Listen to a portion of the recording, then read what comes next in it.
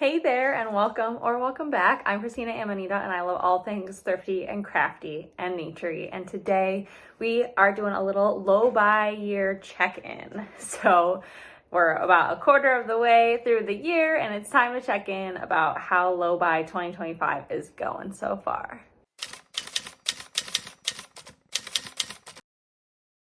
So for a little background on me, I've always been a frugal girly, but also I've been a thrifter for a really long time. I grew up going to like garage sales and stuff with my grandparents. So it was kind of ingrained in me, but definitely the last 5 to 6 years, I've exclusively bought thrifted secondhand clothes and anything else that I can get secondhand. So I've been on this journey for a long time, but last year I decided I needed to go not just to all buying secondhand, but also not buying too much secondhand.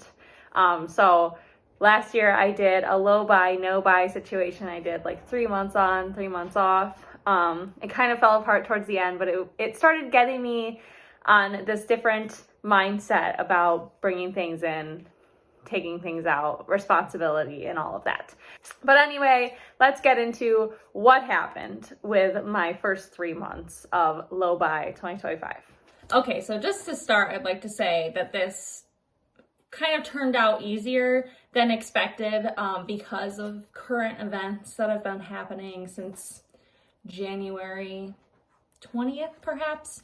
We'll leave that there. I just wanted to mention it because it is important to think about what's going on in the world as we're doing this. Obviously, low buy years don't exist in a vacuum, and what has happened in the last 3 months has definitely affected how much I've been buying.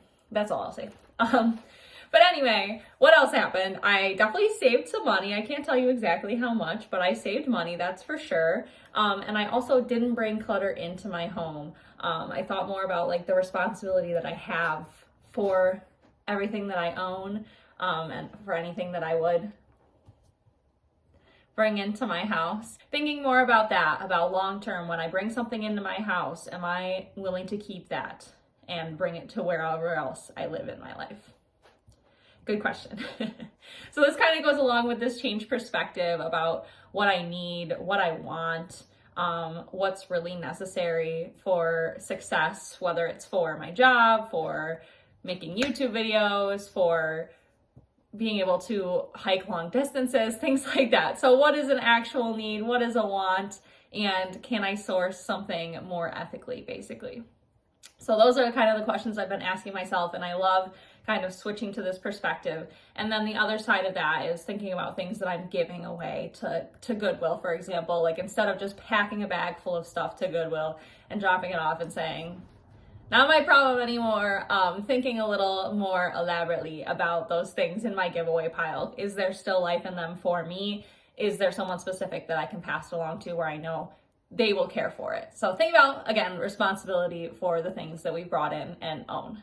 So that was obviously the big thing, but also some small things. I discovered the beauty of secondhand craft stores. So check out if your local area has some secondhand craft stores. It seems that they're mostly nonprofit, which is a beautiful thing to support. And they're a million times cheaper than buying new. And I just have been so excited about it. And my local shops, some of them have like craft classes, and even one of them has like an open sewing time where you can go and use their sewing machines and equipment and stuff, which is so cool. So awesome on that. Also getting a library card. I got a library card. You should too. We'll leave that there. I learned to borrow and ask for help more. This was a big thing this year, things that I've been thinking about buying for a long time, and I just decided I really cannot at this time use my money in that way, basically. So I asked my friends and family. So I'm borrowing some stuff for traveling, like power adapters and stuff like that. I've borrowed this fancy wall behind me for now because I'm moving soon, so I only need it temporarily. Things like that. Just rethinking about like when you think I need something, instead of thinking I'm gonna go buy that on Amazon or whatever, think like, do I know somebody who might have that, who might not be using it? So ask friends, ask family, ask your local community for things, and also give, obviously. And then one last thing that happened was I spent money at local shops and through local artists. So that's pretty much what happened. So let's get into things I did buy and where I bought them from. So obviously I'm not perfect. It's not a no buy year, it's a low buy year. So I did buy some things. So number one, I spent a lot more money on experiences than on things. So I bought like entrance to like some festivals, like some cultural festivals. We're going on a trip next month. So obviously spending money on that, but feeling good about it, and also like having more money left over from what I would have spent on unnecessary stuff to put into experiences. It's wonderful. So yeah, experiences. So then obviously buying some secondhand crafts from this. What is that? So then obviously buying some crafts from the secondhand craft stores. So I spent between like $30 and $40 there this year, between a couple of different ones, and they're all nonprofit. So all of that money is going to things in our community that I support. So I'm happy for that. It feels good to spend that money in that way rather than at Joann's or whatever. So then of course I did go to Goodwill a couple times. I actually left with nothing a couple times, but I did buy a pair of pants and a pair of shoes this year. So I gave in a bit, but I don't feel bad about the shoes at all, because shoes are not really something that I can make, at least not at this stage. So I don't feel bad about purchasing some shoes, but I probably didn't need the pants. Hopefully they'll serve me well.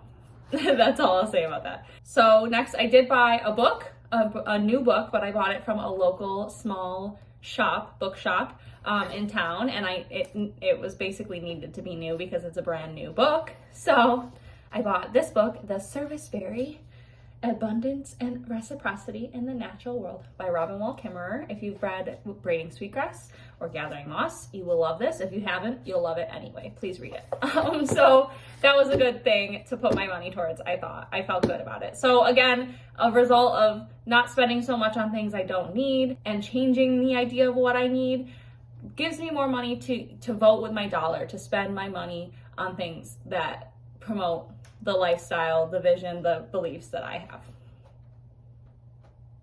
Yeah.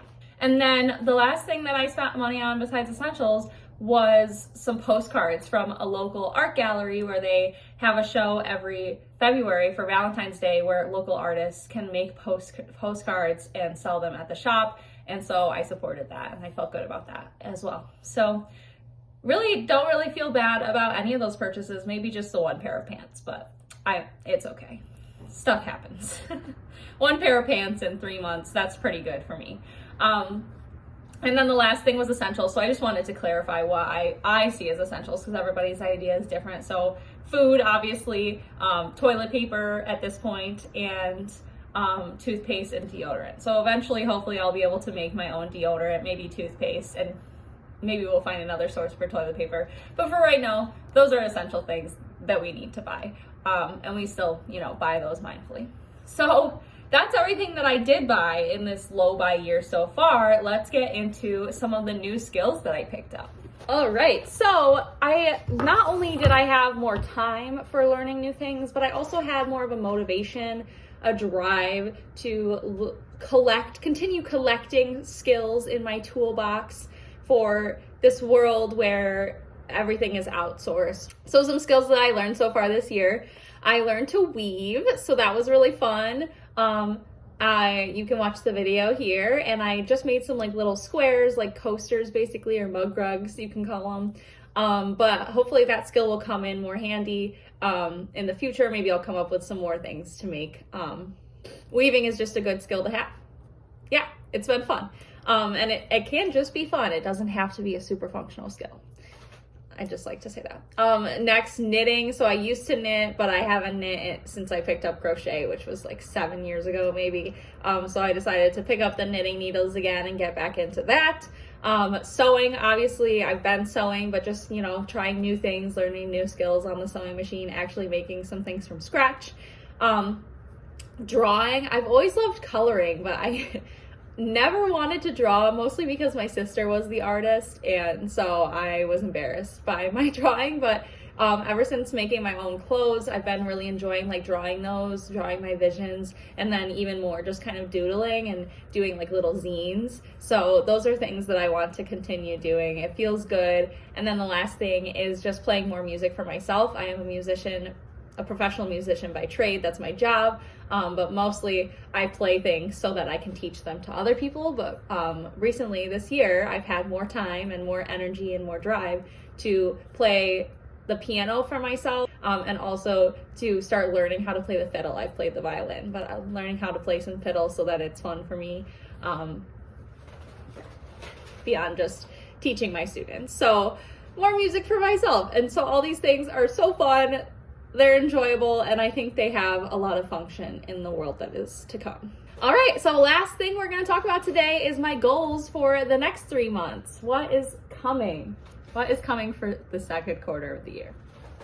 So my first goal for this next quarter is to set up a swap/craft night with some friends, some gals, to gather and swap clothing, craft supplies, really anything. And I think this is to set up community, to kind of just connect, but also to let my friends know that like I'm somebody who is happy to share what I have in abundance, and hopefully they are too. And just kind of getting used to this idea that we can pass things fluidly through our communities, and it feels good.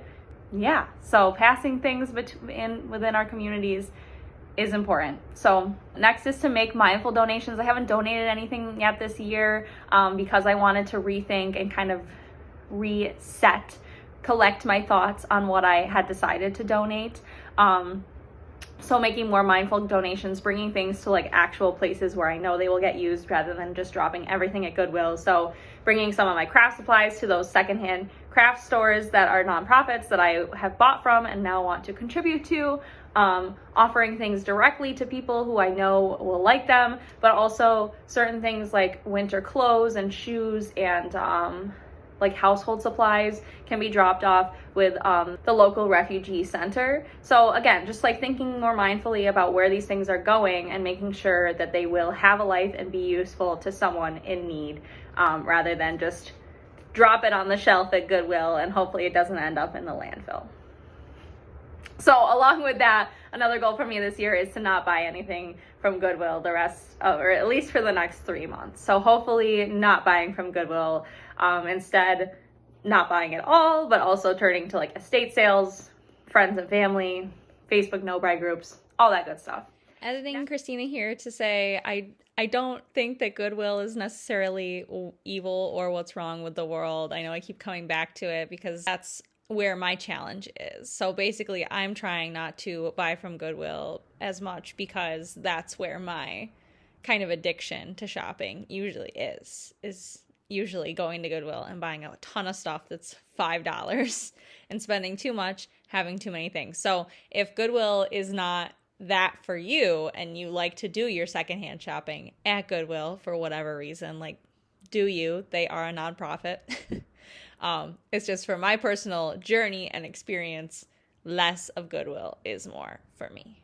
Next is to forage a bunch. It's finally foraging season, so I want to forage for things like dyes that I can make, that I can use for clothes, things for the garden like trellises and other materials that we would otherwise buy, obviously food, and maybe some things to like weave with. So thinking about foraging, collecting some materials, and also giving back to the earth for those. Thank you, earth. Making some cleaning products. Hopefully I've just been using vinegar, which is not a bad thing, but I'd like to like make some more vinegar-based products with some other things in them. Visit the library more. Just keep doing this. Visit your library, get your library card, rent books, do the thing. It's great. It's good for everybody. Asking for help more and borrowing more, kind of practicing more of that, and also letting people know that I am someone they can come to if they need something, basically, you know. Opening the door is really what I'm looking for. And then the last thing is to buy less processed foods. So I don't really buy a ton of processed foods right now, but I'm feeling like this low buy, now that I've reached this point, I feel like we can take the next step and put it into more of our food systems, and buying less processed foods, voting with our dollar more in that way. yes, I think that was all the things. All right, friends, I know that was so much information, so many things, but I hope that some of this resonated with you. If you're doing a low buy year already, let me know down in the comments if any of this sounded like something that you're going through. If you are thinking about doing a low buy year, go for it. I hope that this gave you some idea of what it's actually like, and maybe some alternatives for shopping and buying. And then lastly, if you are not considering doing a low buy year and you're just interested in consuming less and being more mindful, that is awesome too. You can start anytime. You don't need to put a timeline on it. You don't need to put any rules on it. Just be mindful of where your money's going, where your things are going, what things you already have, all of that good stuff. So contribute to your community, ask for help for your community, and participate in more local reciprocity. So if any of that sounds good to you, please like and subscribe, and you can hit the bell to be notified when I make my next video. Let me know you were here down in the comments, and I'll see you next time. Thank you so much for being here. Have a great day. Bye.